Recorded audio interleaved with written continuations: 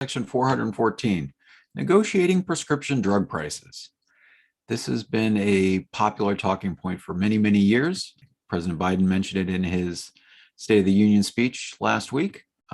Yes, we should negotiate for prescription drug prices, and yet we don't.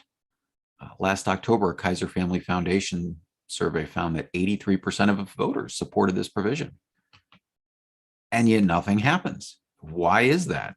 And and the answer is because it's very profitable for some companies to make sure that we're not negotiating for prescription drug prices. So what are we paying right now? Right now, Medicare reimbursements for most Part B drugs is 106% of the average sales price. The average sales price is the average price to all non-federal purchasers in the United States. So this is how we negotiate for drug prices. What is everyone else across the United States paying? And then we'll pay 6% higher than that, despite the fact that we're buying in bulk, and normally you would expect to get some discounts for that kind of thing. We have negotiated to pay above average prices, and this is completely backwards.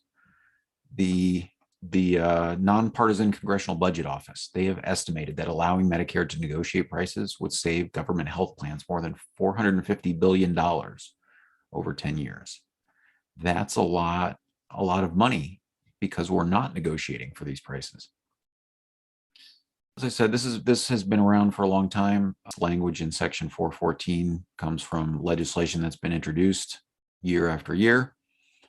In 2018, the Citizens for Responsibility and Ethics in Washington, they reported that, quote, the industry's biggest trade group has also increased dues for its member companies by 50% in order to raise $100 million for an influence campaign to stave off possible pricing regulations by U.S. lawmakers.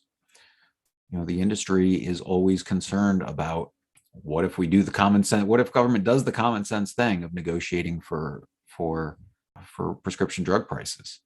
But let's just look at that number, $100 million for an influence campaign. We've got 535 members of Congress.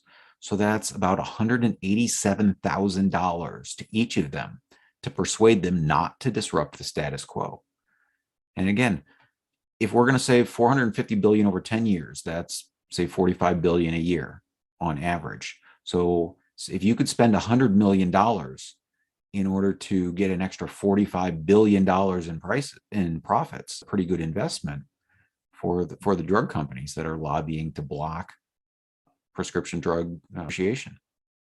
But that return that they're getting, that $45 billion that they're collecting in extra profits, that is coming from the American people. That is money that should be better spent elsewhere. And if we want, here's an opportunity for government to be more efficient and spend less by doing the common sense thing of negotiation. I just want to read what we have in the current law that was passed as part of the Affordable Care Act. And it says, non-interference is the name of the subsection. It says, quote, in order to promote competition under this part and in carrying out this part, the Secretary, 1, may not interfere with the negotiations between drug manufacturers and pharmacies and PDP sponsors, and 2, may not require a particular formulary or institute a price structure for the reimbursement of covered Part D drugs. So this is sort of supposed to be in the name of competition that we don't negotiate, and that doesn't make a lot of sense. So Section 414 would repeal that and instead require that the Secretary negotiate for covered Part D drugs for Part D eligible individuals and bring down the costs that we're paying for prescription drugs. Again, the United States pays more per capita for healthcare than any other nation on the planet, and by quite a wide margin. So there are those who argue that, well, if we don't give the drug companies such huge profits, they won't have the incentive to develop new drugs. I don't really believe that. So Section 414 will require them to negotiate for prescription drug prices. Again, this is a popular provision. And by including it into one legislative package, we can cut through the gridlock in Washington and get this provision to the president's desk. Mr. Chair, I think that concludes my testimony for section 414, and I'd be happy to answer any questions. Thank you. Yes, you said that this would require the secretary to negotiate prices for Part D. What about the other parts? That is a great question. This language was lifted from, existing proposals to require negotiation. But yes, looking at it, it should be expanded to negotiate for prices in all of the Medicare parts. And I'd be happy to work with the subcommittee on that. I'm looking forward to Title IV. The criminal justice reform and ending meaningless wars provisions are very important to a lot of people.